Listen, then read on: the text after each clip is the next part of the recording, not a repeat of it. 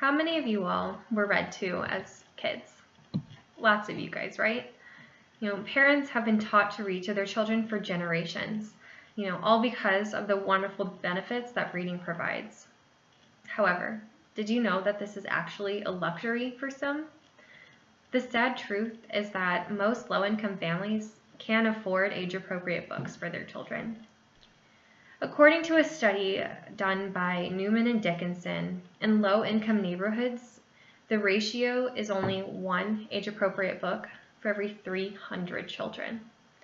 And if that isn't startling enough, a 1996 reading literacy study found that 61% of low-income families have no books at all in their homes.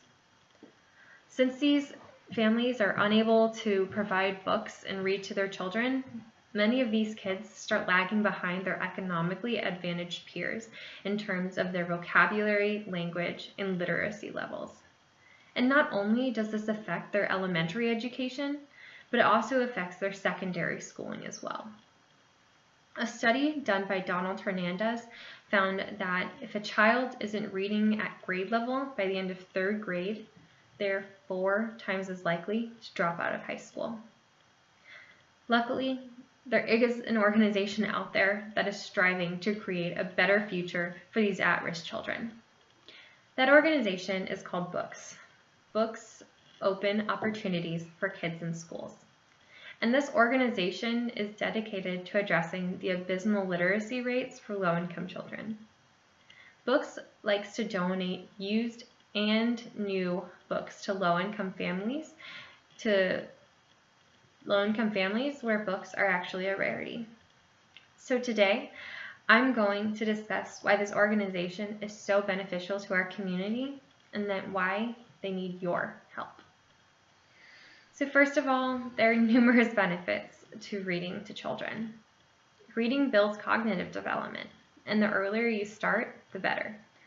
The Children's Bureau says that reading to children, even in the earliest months of their lives, actually stimulates that part of your brain and then allows them to understand the meaning of language and build key language, literacy, and social skills. And this actually brings me to my next point. Reading to children builds language and vocabulary. Simply put, books just provide more vocabulary for children to learn. And stories introduce kids to lots of new words that they aren't frequently used at home. Researchers have also found that adult-child reading just gives more exposure to more novel vocabulary and some more challenging cognitively challenging talk. And learning all of these new words and strengthening the vocabulary prepares these kids for academic success. The PBS organization found that the stronger that these language skills are in children when they reach kindergarten, the more prepared they are to read.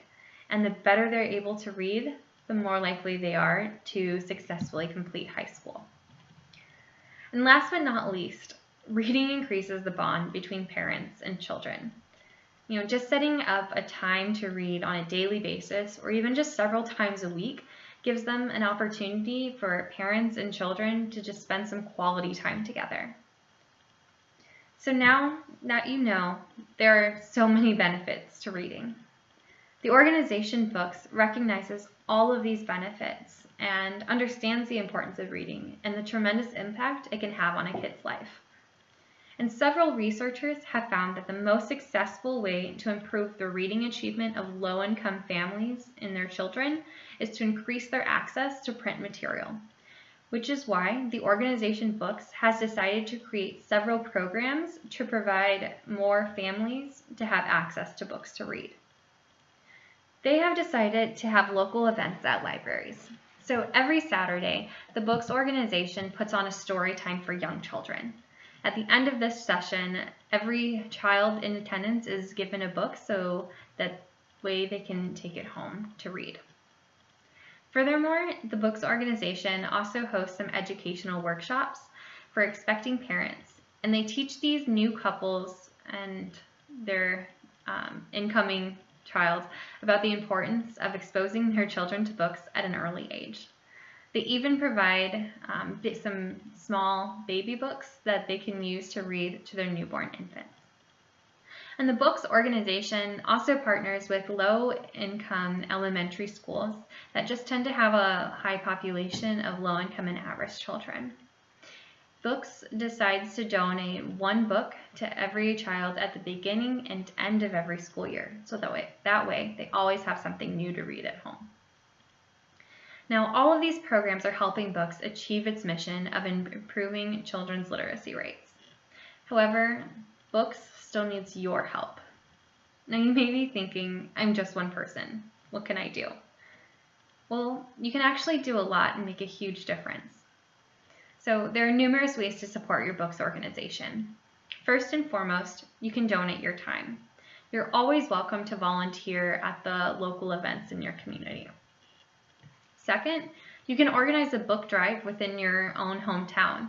You can encourage others to donate gently used and new books, and at the end of the day, you can send this collection off to the Books organization.